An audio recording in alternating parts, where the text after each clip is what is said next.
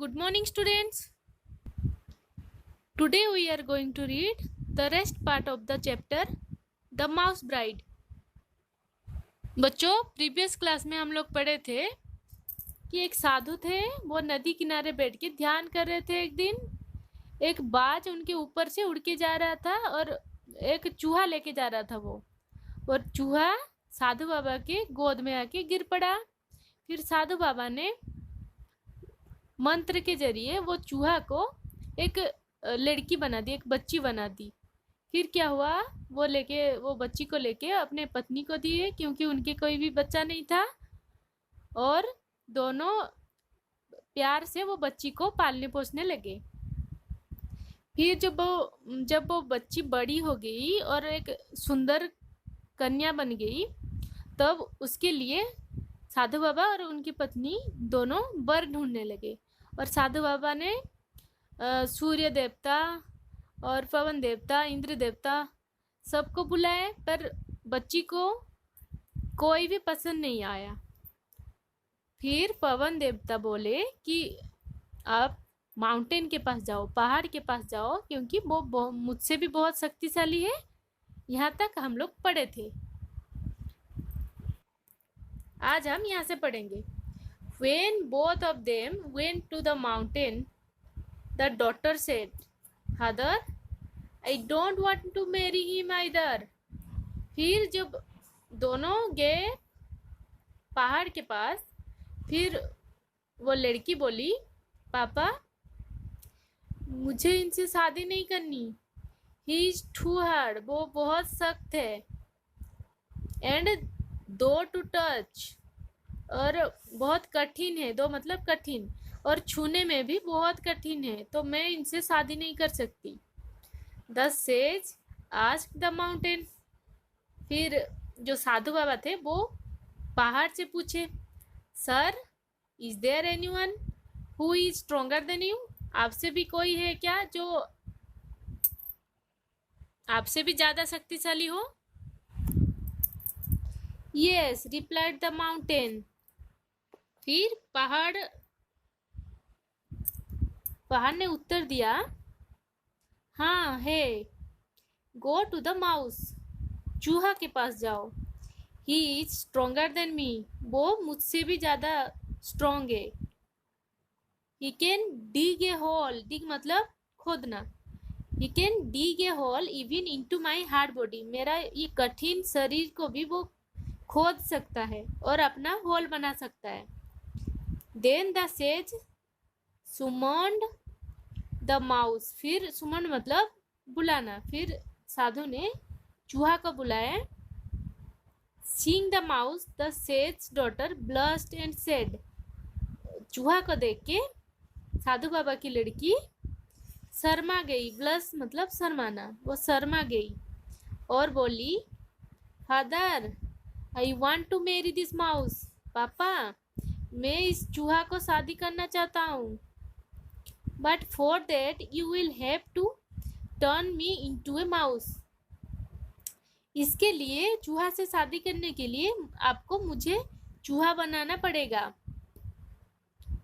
The Saint smiled, साधु हंसे, and changed the girl into a mouse, और वो लड़की को एक चूहा बना दिया। Thus the mouse girl became a mouse bride, फिर क्या हुआ, वो माउस गर्ल एक माउस ब्राइड बन गई, एक माउस दुल्हन बन गई। ठीक है, चूहा दुल्हन बन गई। तो इससे हम क्या नैतिक शिक्षा मिलती है हमें? यहाँ पे है moral, the actual identity of a person is never changed. तो इसे हमें यह शिक्षा मिलती है कि किसी भी व्यक्ति का वास्तविक परिचय कभी चेंज नहीं होता है। ठीक है। Words notes at a glance, मतलब यहाँ पे कुछ कठिन शब्द के अर्थ दिया गया है, चलो जानते हैं। मेडिटेटिंग, कॉन्टेम्प्लेटिंग और पॉन्डरिंग मतलब ध्यान करना। ठीक है, मेडिटेटिंग मतलब किसी जगह बैठ के ध्यान करना। हॉक, हॉक मतलब a diurnal bird with broad rounded wings and a long tail. मतलब एक ड्यूरनल बर्ड मतलब एक पक्षी जिसका ब्रॉड राउंडेड विंग्स है, मतलब चौड़ा गोल पर है और लॉन्ग टेल है और पूंछ लंबा है।